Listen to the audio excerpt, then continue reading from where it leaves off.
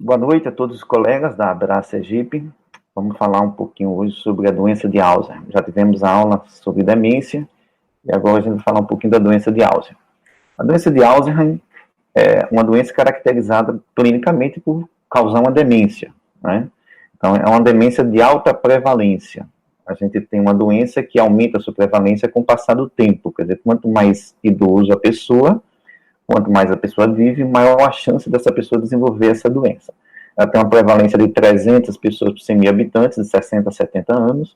A partir de 70 anos, essa prevalência aumenta para 3.200 pessoas.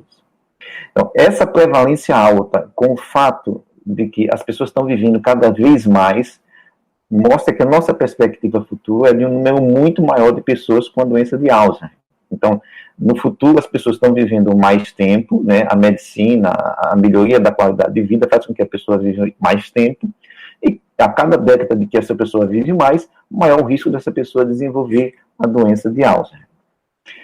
A gente está falando de uma doença que é uma doença de natureza degenerativa. Então, as doenças neurodegenerativas, ela tem essa característica de aumentar com a faixa etária, e a doença degenerativa mais prevalente é a doença de Alzheimer. A segunda demência mais prevalente, que não é de natureza degenerativa, é a doença cerebrovascular, que é a doença causada por lesões vasculares. A doença neurodegenerativa, ela tem algumas características importantes que a gente não pode perder de vista. Então, a doença degenerativa são doenças que causam uma degeneração de determinadas partes específicas do sistema nervoso. No caso da doença de Alzheimer, do cérebro. Ela tem uma evolução inicial insidiosa, uma evolução lentamente progressiva e inexoravelmente progressiva. Quer dizer, se a doença é degenerativa, ela vai evoluir a despeito do que a gente possa fazer. E ela tem essa característica que ela tem uma fase pré-clínica, ou seja, a pessoa já está havendo uma morte de neurônios antes mesmo da pessoa demonstrar os primeiros sintomas. E a fase clínica é aquele momento onde o paciente começa a apresentar os primeiros sintomas. O que é que ocorre a doença de Alzheimer? Então, na doença de Alzheimer, o que ocorre é uma morte neuronal, né? Essas células começam a morrer espontaneamente, há uma perda da conectividade das redes neuronais, dificultando, assim, aquelas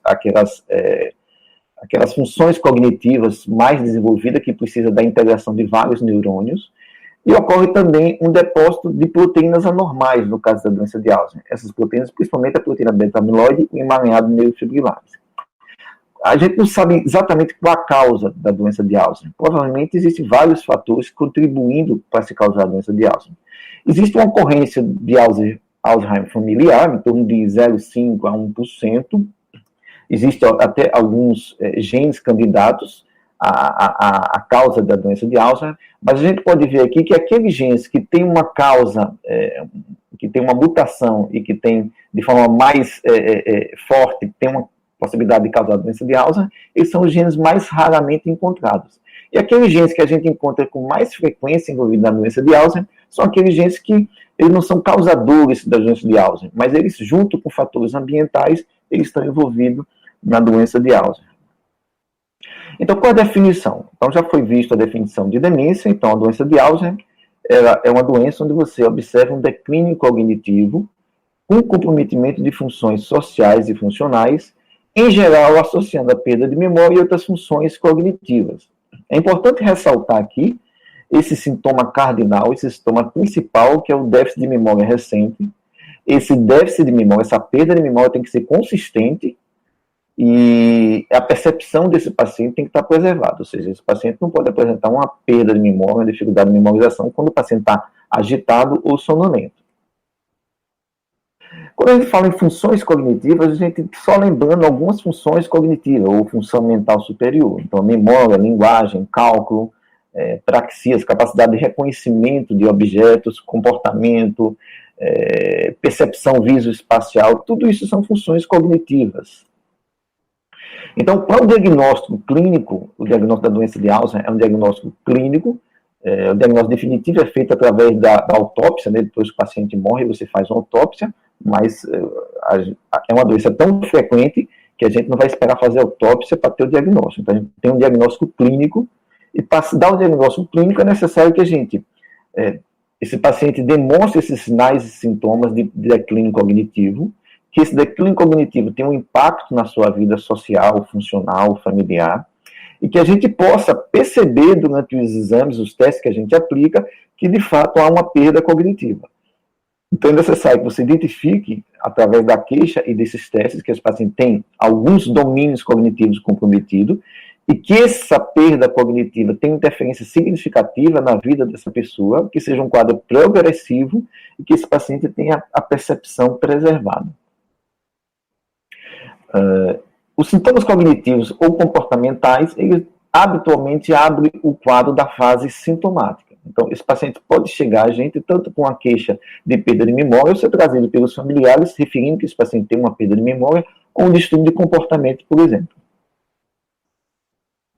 Então, esses testes neuropsicológicos são os testes que capacitam a que o médico clínico possa identificar que, de fato, aquelas queixas que o paciente tem referido, de fato, se refere a alterações de funções cognitivas. Então, tem alguns testes que a gente aplica, habitualmente os testes de rastreio são aplicados antes. Então, a gente tem testes para memória, tem teste que avalia a função atencional, função executiva, teste que avalia linguagem, habilidade visoespacial. Esses testes como o Mini-Menton, a bateria Cerade, teste de nomeação de Boston, são testes que tentam identificar essas falhas nessas funções cognitivas. Uma vez que você tem um paciente que vem trazendo uma queixa clínica de perda de memória ou de alteração comportamental, e que você, durante a anamnese, você identifica que está havendo, implica em uma perda social ou do trabalho desse paciente, essas alterações, que você aplica esses testes cognitivos e, de fato, você identifica perda de memória, alteração de linguagem, alteração de cálculo, alteração de comportamento, você necessita também afastar outras condições, como já foi falado na aula de demência, algumas condições secundárias que podem estar dificultando a performance desses domínios cognitivos. Então, a gente usa normalmente exames que nos forneçam algum sinal de uma doença infecciosa metabólica, avaliar também se há ausência de lesões estruturais, por exemplo, a gente faz tomografia e ressonância magnética de crânio para a gente ver se pode haver um tumor, um hematoma, por exemplo, lesões cerebrovasculares que possam estar comprometendo essas funções cognitivas.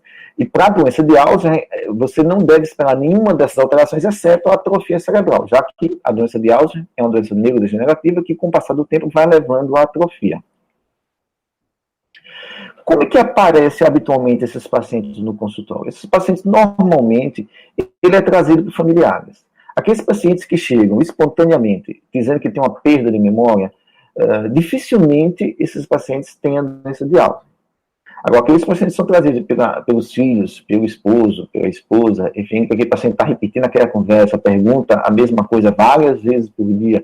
Esses são aqueles casos que a gente já fica esperando que, de fato, esses pacientes tenham um quadro de demência.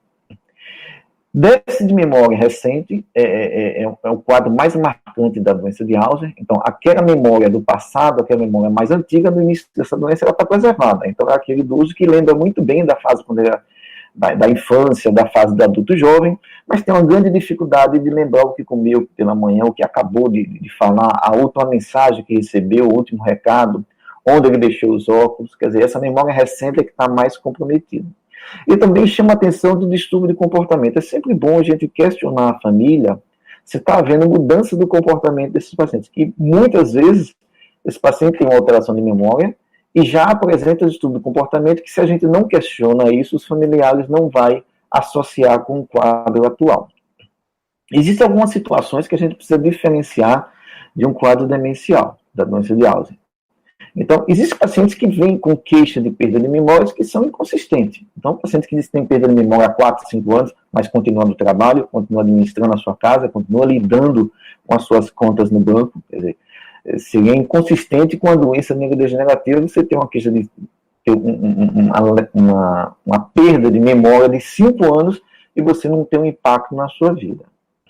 Existem aqueles pacientes idosos que têm, até mais jovens, que referem uma queixa de perda de memória, que é consistente, todo o tempo tem perda de memória, mas você aplica os testes são normais, completamente normais. Então a gente deve levar em consideração outras situações que possam justificar essa perda de memória.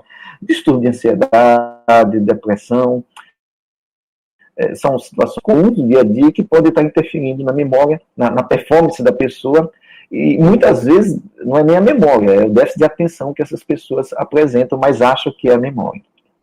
Existe a perda de memória compatível com a idade. Então, aquele paciente que chega a 70, 75 anos e tem uma dificuldade de memorização comparando com a memória que ele tinha aos 50 anos. Habitualmente, esses pacientes, eles percebem essa memória aquém do que ele tinha antes, mas quando a gente aplica os testes, a gente vai ver que ele tem uma perda de memória que não interfere na independência dele e que está compatível com a faixa etária. No caso da doença neurodegenerativa, da doença de Alzheimer, a perda de memória é consistente, ou seja, todo o tempo, e ela é progressiva.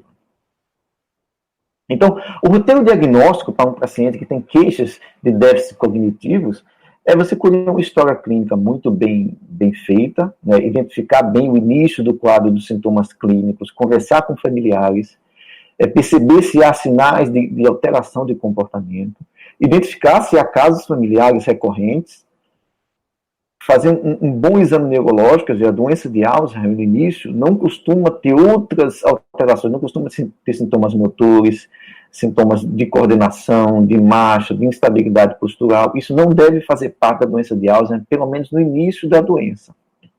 A avaliação neuropsicológica, através dos testes neuropsicológicos, são esses testes que vão confirmar para a gente que esses domínios cognitivos apresentam, sim, uma perda, uma performance reduzida. Os exames laboratoriais que a gente utiliza para descartar condições clínicas de estudo metabólico, de estudo infeccioso, que podem simular uma demência de Alzheimer.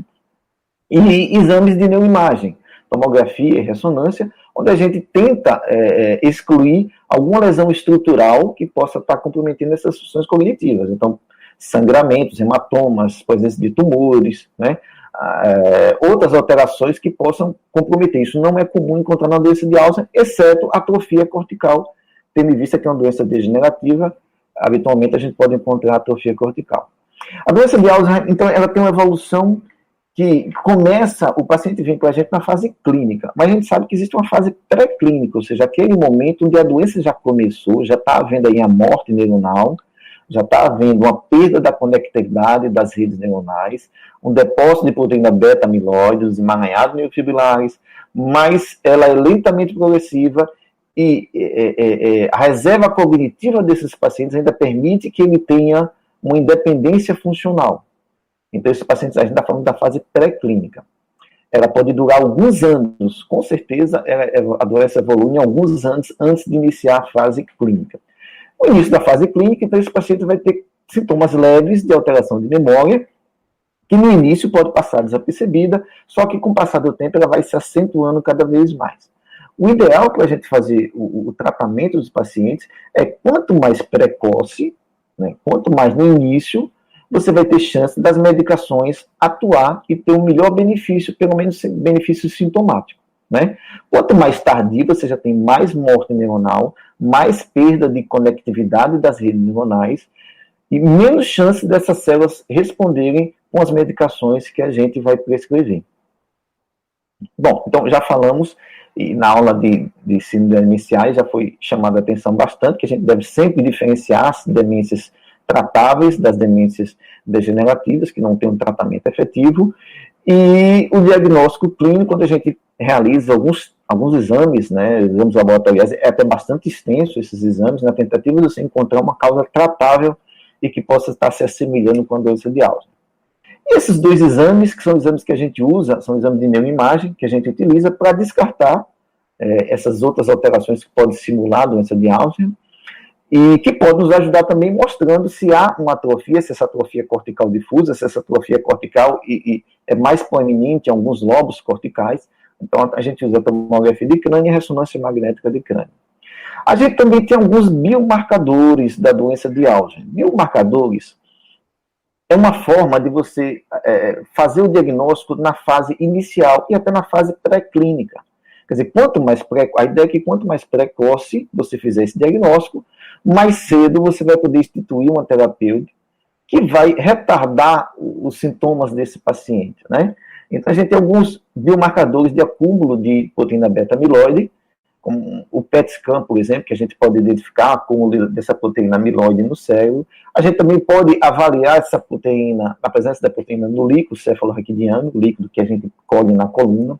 A gente tem biomarcadores de degeneração também, né, a elevação da proteína tau no líquido.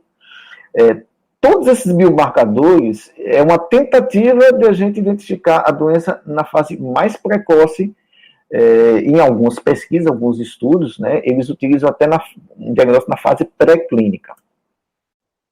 Bem, então, a gente falando sobre tratamento da doença de Alzheimer, a gente deve lembrar que a gente está falando de uma doença neurodegenerativa, né? Então, a gente não vai ter um tratamento, a gente não vai interromper a evolução da doença de Alzheimer. A gente pode tentar, principalmente se iniciar o tratamento na fase mais precoce, tentar manter a viabilidade das redes neuronais o máximo tempo possível e diminuir os sintomas da doença. Então, tem alguns sintomas neuropsiquiátricos que esses pacientes desenvolvem, como alucinação, agitação, apatia, e que as medicações ajudam bastante a diminuir esses sintomas. São medicações sintomáticas. Algumas dessas medicações, dadas no início da doença, podem preservar um pouquinho essa rede neuronal responsável pela memória.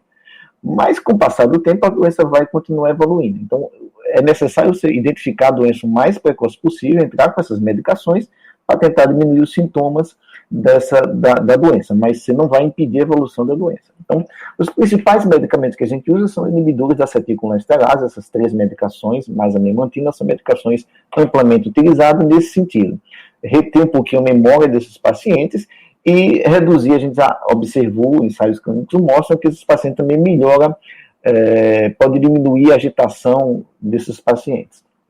Existem outras medicações e alguns suplementos que é utilizado na prática clínica ainda, embora não exista uma comprovação da eficácia desses suplementos e medicações. Então, anti-inflamatórios, ômega 3, vitamina D, é feito, a gente vê clínicos gerais que passam geriátrico, mas a gente não tem uma comprovação científica que esses medicamentos tenham realmente uma eficácia. A título de pesquisa, a gente tem algumas linhas de tratamento, são bastante promissoras, mas que ainda não está na prática clínica. Então, a gente tem uma tentativa de inibir a formação dos emaranhados neurofibrilares, depósito de placas senis, tentar manutenção das redes neuronais, né, e a inibição da hiperfosforilação da proteína tau através de imunoterapias, né, através de vacinas. Já existem trabalhos com essa vacina na tentativa de impedir essa hiperfosforilação dessas proteínas tau e inibir a deposição da proteína beta-amiloide. Tem alguns trabalhos com anticorpos monoclonais tentando evitar essa deposição. Embora a gente não tenha um tratamento definitivo para você estabilizar a evolução da doença de Alzheimer, a gente tem tratamentos que visam diminuir os sintomas, mas a gente tem alguns tratamentos que devem ser empregados a todos os pacientes que têm um quadro demencial. E que a gente pode falar desse tripé: controle de fatores cardiovasculares, uma dieta adequada, eu citei aqui a dieta mediterrânea, mas uma dieta adequada, de atividade física e de lazer. Então, nós hoje temos alguns ensaios, alguns trabalhos clínicos que mostram uma eficácia do controle dos fatores cardiovasculares nas demências em geral, também na doença de Alzheimer. Então, aquele paciente que tem uma demência, o controle de fatores de risco como hipertensão arterial, dislipidemia, diabetes e qualquer outra doença metabólica, está comprovado que você reduz a velocidade de progressão dessa doença. A dieta também. Dietas ricas em óleos vegetais, dieta rica em peixe, frutos do mar, são dietas que redução da ingestão de carne vermelha, são dietas que são benéficas à saúde do sistema nervoso central. E atividade física consistente, não pode ser aquela atividade física 2 vezes na semana. Atividade física consistente é aquela atividade física no mínimo 3 dias na semana, com a duração acima de 50 minutos. Então, você intercalando atividade física e atividade de lazer, um controle dos fatores cardiovasculares, né, dessas doenças que causam doenças cardiovasculares, né, como hipertensão, dislipidemia e o diabetes, e uma dieta saudável. Esse tripé vai favorecer a todos os pacientes, tendo doença de Alzheimer, tendo demência cerebrovascular, ele vai beneficiar todos os pacientes. Não são tratamentos caros, e são tratamentos que estão à disposição de todos os médicos para orientar os seus pacientes. Bom, eu agradeço a atenção de todos.